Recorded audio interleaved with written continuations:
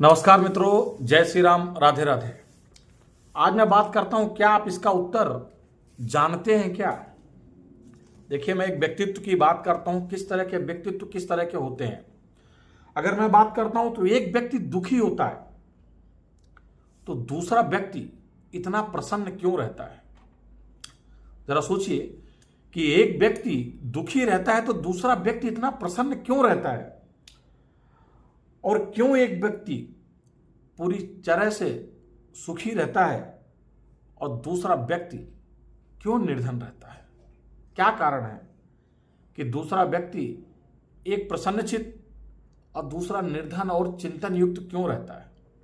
जरा आप सोचिए, एक व्यक्ति डरा हुआ रहता है और दूसरा व्यक्ति आत्मविश्वास से भरा हुआ होता है।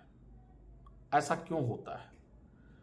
अगर मैं बात करता हूं तो एक व्यक्ति आलीशान घर में रहता है और दूसरा व्यक्ति झुग्गी और झोपड़ी में रहकर अपना जीवन यापन करता है। ऐसा क्यों होता है? बोले, एक व्यक्ति हर प्रकार से सफल होता है और दूसरा व्यक्ति लाख कोशिश करने के बाद भी असफल क्यों हो जाता है?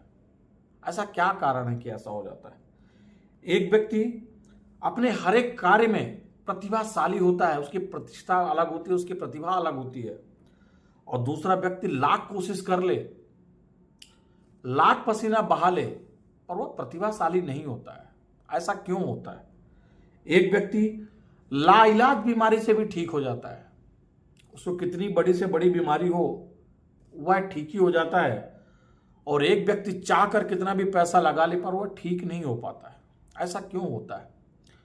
एक व्यक्ति का घर द्वार चहचहाता रहता है, हमेशा खुशी से भरा हुआ होता है, परंतु दूसरे व्यक्ति का जो घर होता है वह दुखों से भरा क्यों होता है? एक घर के लड़के बच्चे 99.9% लेके आते हैं तो दूसरे घर के लड़के बच्चे 45 और 46% क्यों लेके आते हैं? अच्छा, इन सब का उत्तर क्या है? क्यों मैं इस तरह की बातें कर रहा हूं कि एक व्यक्ति सफल और दूसरा व्यक्ति असफल होता है, एक व्यक्ति लाखों कमाता है, दूसरा व्यक्ति निर्धन रह जाता है? क्यों ऐसा? क्या क्या कारण है ऐसा? मैं आपको बताता हूं।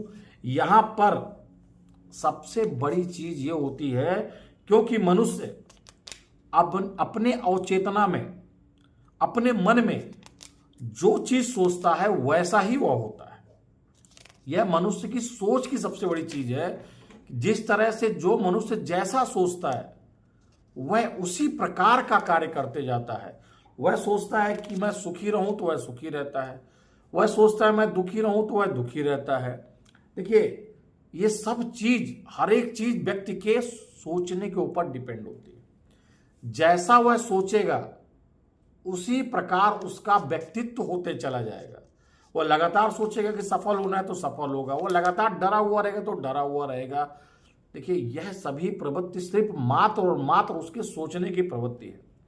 जैसा आपका मन सोचेगा वैसा आपका मस्तिष्क करेगा, और जैसा आपका मस्तिष्क करेगा वैसे आपका व्यक्तित्व होगा। यहाँ पे हर चीज मनुष्य के सोच के ऊपर है।